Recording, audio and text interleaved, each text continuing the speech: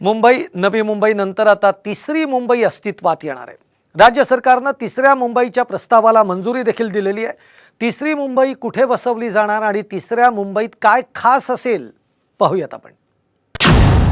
मुंबई नवी मुंबई नंतर आता तिसरी मुंबई वसणार। तिसरी मुंबई वसवण्याच्या प्रकल्पाला मंजुरी।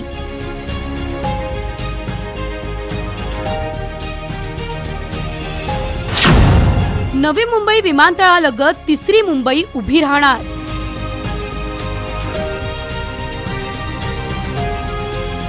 मुंबई आणि नवी मुंबईवरील भार कमी करण्याचा सरकारचा प्रयत्न आहे। आता नवी मुंबई विमानतळालगत तिसरी मुंबई नावाचं नवीन शहर उभारलं जाणार आहे। या नवीन शहराला राज्य सरकारनं मंजुरी दिली आहे। तिसरी मुंबई ही मुंबई ट्रान्स हार्बर लिंकशी जोडण्यात येईल।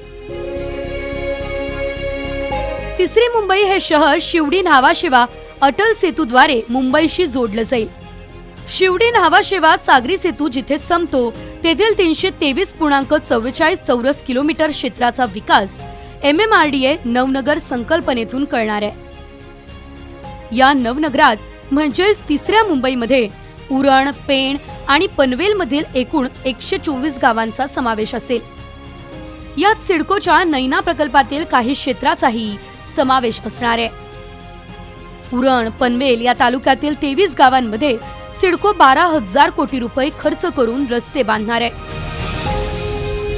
तिसरी मुंबईत नागरिकांसाठी उत्तम पायाभूत सुविधांसह रोजगारांच्या संधी देखील उपलब्ध केल्या जातील। तिसरी मुंबई ही नेमकी कशी असेल आपण बघूयात। शहरात व्यापारी संकुले, डेटा सेंटर्स, बहुराष्ट्रीय कंपन्या, बँक आणि पायाभूत सुविधा असतील। नागरिकांसाठी उत्तम सार्वजनिक वाहतूक सुविधा विकसित केली जाईल। सिडकोद्वारे बांधण्यात येणाऱ्या रस्त्यांवर ना चौक असतील ना सिग्नल। अतिशय आधुनिक पद्धतीने हे रस्ते बांधले जातील, त्यामुळे सरळ रस्ते असतील। आवश्यक त्या ठिकाणी उड्डाणपूल किंवा अंडरपास बांधले जातील। सिडकोकडून 12 नोडची विकास कामं एकाच टप्प्यात केली जातील। कंपन्यांना आकर्षित करण्यासाठी सुमारे 150 हेक्टर जमीन उपलब्ध करून दिली जाण्याची शक्यता आहे।